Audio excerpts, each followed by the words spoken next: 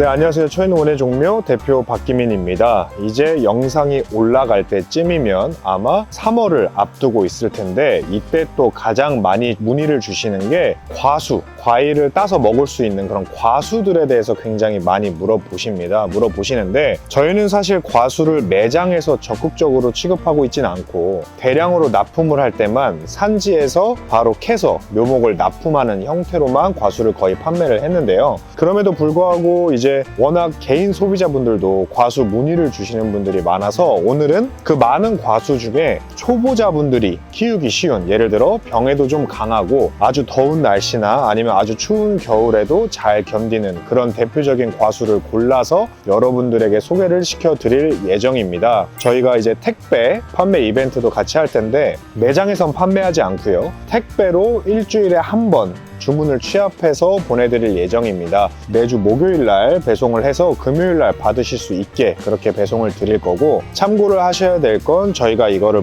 계속 1년 연중 하는 게 아니라 이 묘목이 가장 건강한 3월 한 달 동안만 저희가 진행을 할 예정이니까 이 점을 좀 참고를 해 주시면 좋을 것 같습니다.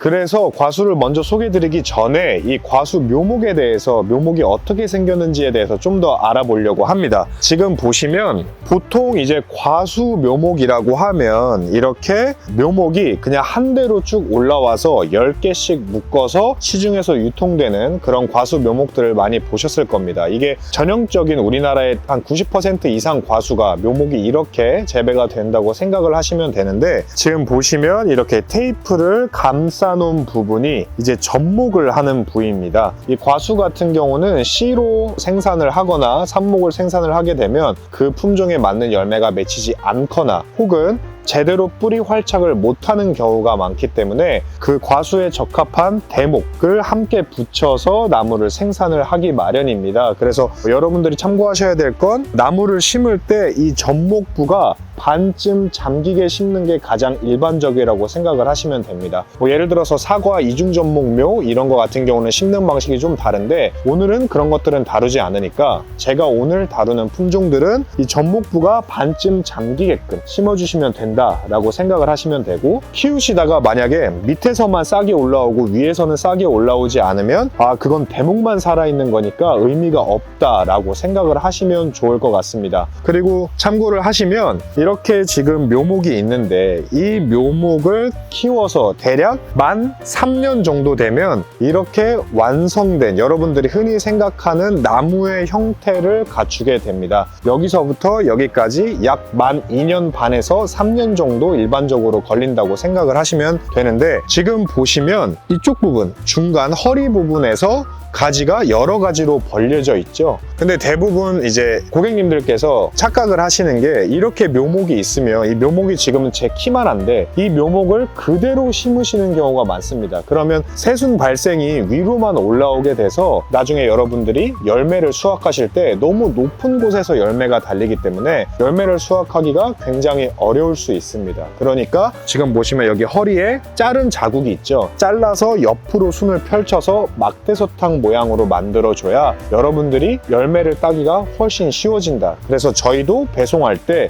이렇게 묘목을 잘라서 보낼 겁니다. 지금 보시면 이 묘목이 한 3분의 2, 3분의 1 정도밖에 안 돼서 대부분 다 이렇게 잘라서 보내면 굉장히 아깝다고 생각을 많이 하시거든요. 근데 전혀 아깝지 않고 오히려 큰 것보다 이렇게 낮은 형태에서 잘라야 여러분들이 나중에 결실을 도모하기가 좋기 때문에 그 점을 꼭 참고하셔서 심어주셔야 됩니다. 저희가 배송을 할 때도 이렇게 잘라서 보낼 예정이니까 꼭 오해 없으시길, 혼동 없으시길 바라겠습니다. 네, 이제 본격적으로 초보자가 키우기 쉬운 과수들에 대해서 알아볼 텐데요. 제일 먼저 소개를 해드릴 건 바로 감입니다. 가을을 하면 가장 먼저 떠올리는 대표적인 과일 중에 하나라고 보시면 되는데, 감 같은 경우는 단감이 있고 그리고 꽃감용으로 쓰는 감이 있고 그리고 홍시용으로 쓰는 감이 있습니다. 물론 홍시용 감도 꽃감으로 당연히 말려서 먹을 수는 있지만 사실은 꽃감용으로 더 적합한 품종들이 있거든요. 그래서 오늘은 그런 것들에 대해서 좀 간략하게 설명을 드릴 텐데, 가장 먼저 소개해 드릴 건 대봉입니다. 아마 감을 좋아하시는 분이나 감을 아시는 분들은 이 대봉이란 품종은 대부분 아실 겁니다. 감 중에 가장 과중이, 과일의 크기와 무게가 가장 큰 편에 속하고, 그렇기 때문에 홍시로 먹기에 굉장히 적합합니다. 떫은 맛도 적고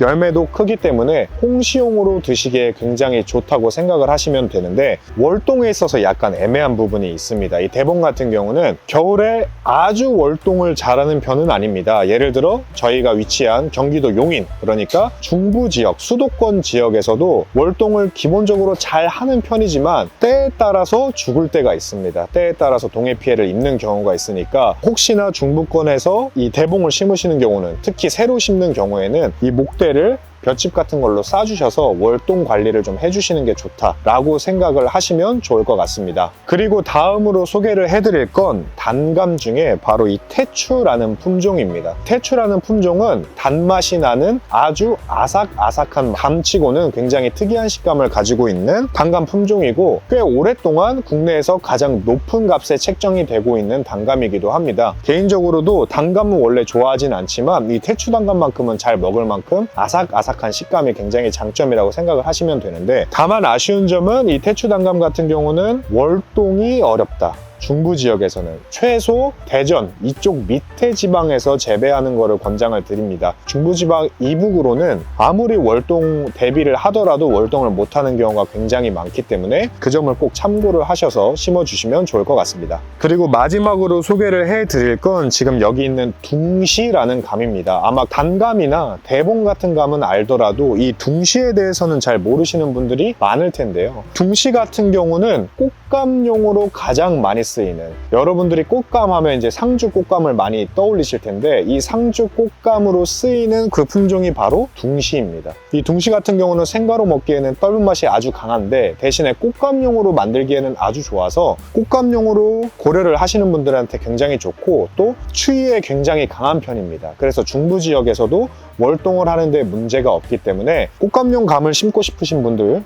중부 지역도 상관없으니까, 추위에 강한 편이니까 둥시라는 품종을 기억해 주시면 좋을 것 같습니다. 그 다음으로 소개를 해드릴 건 바로 이 자두입니다. 자두는 특유의 상큼한 맛과 단맛 때문에 남녀노소를 가리지 않고 굉장히 사랑을 많이 받고 있는 그런 과수라고 생각을 하시면 되는데요. 자두 같은 경우는 저희가 준비한 세 품종은 가장 대중적이면서 조생종, 중생종, 만생종으로 나눠놨습니다. 이게 약간 생소하실 수도 있는데, 조생종이라고 하면 빨리 열매 결실을 맺는 것, 그리고 중생종이라고 하면 제때, 일반적일 때 결실을 맺는 것, 그리고 만생종이라고 하면 늦게 열매를 맺는 것이라고 생각을 하시면 되겠습니다. 그래서 조생종의 가장 대표적인 품종은 바로 이 로얄 대석입니다. 열매가 아주 크지는 않고 당도도 후에 소개해드릴 자두에 비해서는 아주 높은 편은 아니지만, 그래도 굉장히 맛이 훌륭하고 또 빨리 열매가 달린다는 점에서 굉장히 그 의미가 크다고 볼 수 있습니다. 실제로 과중이 작은데도 불구하고 가장 높은 값에 거래되는 대표적인 품종 중 하나인데, 그 이유가 바로 이 로얄 대석 같은 경우는 조생종에 속하기 때문에,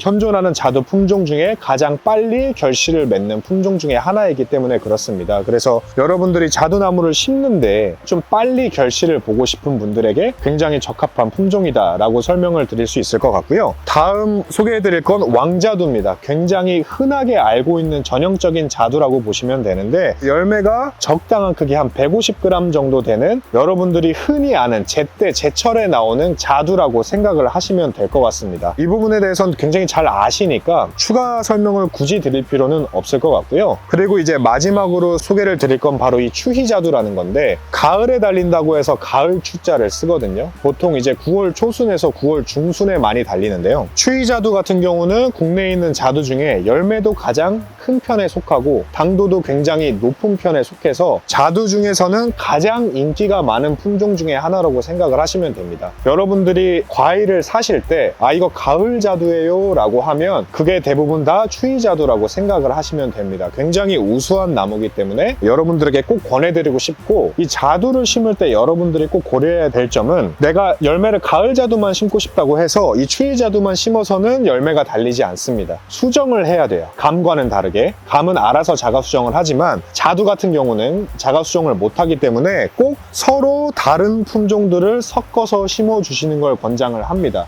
원래 자두 같은 경우는 수정용으로 피자두라고 해서 아주 빨간색 자두를 많이 같이 심었었는데 요즘은 피자두가 생산이 많이 안 돼요. 왜냐하면 수정 효과는 좋지만 식용으로는 그렇게 우수한 열매가 아니어서 널리 사랑받지 못해서 이제 생산량도 적어졌는데 굳이 피자두가 아니더라도 서로 왕자두와 추위자두를 섞는다든지 로얄대석과 추위자두를 섞는다든지 이런 식으로 서로 다른 품종을 심어주면 충분히 수정을 할 수 있으니까 이 점을 꼭 참고를 해주시기 바라고, 자두 같은 경우는 뭐 추위로 예를 들면 9월 초에서 중순에 열매가 달리는데 요즘은 날씨가 너무 더워지다 보니까 진짜 심하면 한 보름 정도 시기가 앞당겨지기도 합니다. 그러니까 날씨가 따뜻한 거 정도에 따라서 내 결실기가 한 보름 정도는 최대 차이가 날 수도 있다라는 점은 참고를 해주시면 좋을 것 같습니다. 그 다음은 이제 매실에 대해서 좀 설명을 드리겠습니다. 이 매실 같은 경우는 여러분들이 흔히 알고 있는 뭐 액기스로도 활용을 하고 아니면 장아찌로도 활용을 하는 과일이기도 하고, 또 이른 봄에는 매화꽃을 피우기 때문에 조경적으로도 관상용으로도 가치가 출중한 그런 과수라고 보시면 되겠고요. 매실 같은 경우는 두 품종을 준비했는데 하나는 천매, 하나는 왕매실을 준비했습니다. 천매 같은 경우는 열매가 아주 초록색이고 상대적으로 열매가 조금 일반적인 크기인 대신에 매실 청을 담그기에 아주 적합한 품종이라고 생각을 하시면 되고, 왕매실은 시간이 지날수록 약간 핑크빛이 돌기 시작하는데 열매가 커서 과육이 아주 많이 나오기 때문에 장아찌용으로 굉장히 적합하다라고 생각을 하시면 될 것 같습니다. 그래서 장아찌용을 원한다 하면 왕매실이 좋고, 나는 매실청을 담글 거야 라고 생각을 하시는 분들은 천매를 굉장히 추천을 드립니다. 매실 같은 경우는 열매도 볼 수 있고 앞서 말씀드렸던 것처럼 매화꽃도 함께 볼 수 있기 때문에 훨씬 그 가치가 굉장히 높다고 볼 수 있고, 이 왕매실 같은 경우는 처음에는 꽃이 약간 핑크색으로 올라오다가 하얀색으로 변하고, 천매 같은 경우는 완전히 하얀색 꽃으로 피니까 이 점까지 참고를 하셔서 구매에 반영이 됐으면 좋겠습니다. 마지막으로 소개를 해드릴 건 바로 대추입니다. 이 대추 같은 경우는 정말 1년 중에도 가장 많이 판매되는 과수의 대표적인 품종 중에 하나일 거예요. 소비자분들이 가장 심고 싶어 하시는 대표적인 과수라고 보면 되는데, 이 대추 같은 경우는 추위에도 워낙 강건하고 병도 많이 없고, 그리고 열매 결실도 잘 달려서 빠르면 그 해에도 달리니까 이 어린 묘목도, 그런 점에서 굉장히 오랫동안 사랑을 받아온 대표적인 과수라고 보시면 됩니다. 대추 같은 경우는 두 품종이 있습니다.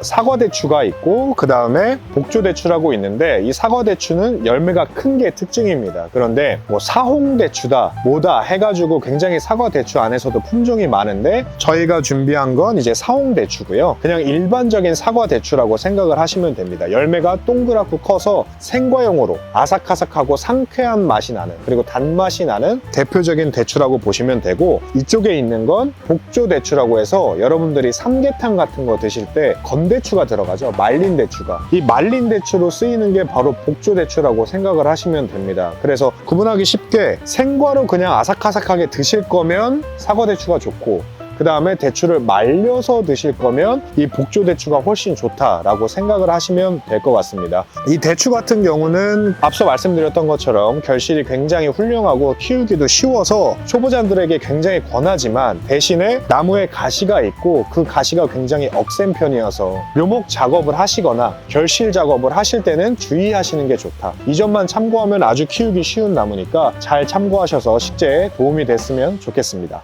네, 이렇게 해서 초보자분들이 키우기 쉬운 과수들에 대해서 알아봤습니다. 아무래도 이 시기가 되면 정원을 가지고 계신 분들이라면 누구나 다 내 정원에 과수를 심어서 가족과 함께 결실을 맺고 함께 먹는 그런 그림을 항상 꿈꾸시는 분들이 많더라고요. 다만 이제 복숭아나 사과나 배 같은 과수들은 너무 맛있고 좋은 과일이지만 초보자분들이 키우기에는 조금은 어려운 측면이 있어서 그 많은 과수 중에 가장 키우기 쉬운 것들 위주로 설명을 드렸고요. 지금 옆에 있는 이 완전히 나무 형태, 결실주라고 판매가 되고 있는 이런 감나무들이 한 3만 원에서 4만 원, 비싸면 한 5만 원대까지도 형성이 됩니다. 그런데 지금 이런 묘목 같은 경우는 대략 한 7천 원에서 한 8천 원 선이거든요. 어디를 가든. 그러니까 가격 차이가 굉장히 한 4배 이상 나기 때문에 저렴한 나무를 심어서 키우는 재미도 함께 느껴보셨으면 좋겠다라고 생각이 들고, 저희가 택배를 일주일에 한 번 발송하는 이유는 묘목 같은 경우는 뿌리가 대기에 노출된 채로 이렇게 보관이 되기 때문에, 그리고 또 저희가 저온 창고를 따로 마련해 놓고 있지는 않아서 가능한 산지에서 소비자분들에게 도달할 때까지의 그 유통 기간을 줄이기 위해서 일주일에 한 번 목요일에 택배 배송을 3월 한 달간 진행하기로 했으니까 많이 사랑을 해주시고 많이 구매해 주셨으면 좋겠습니다. 네, 이상으로 영상을 마치도록 하겠습니다. 감사합니다.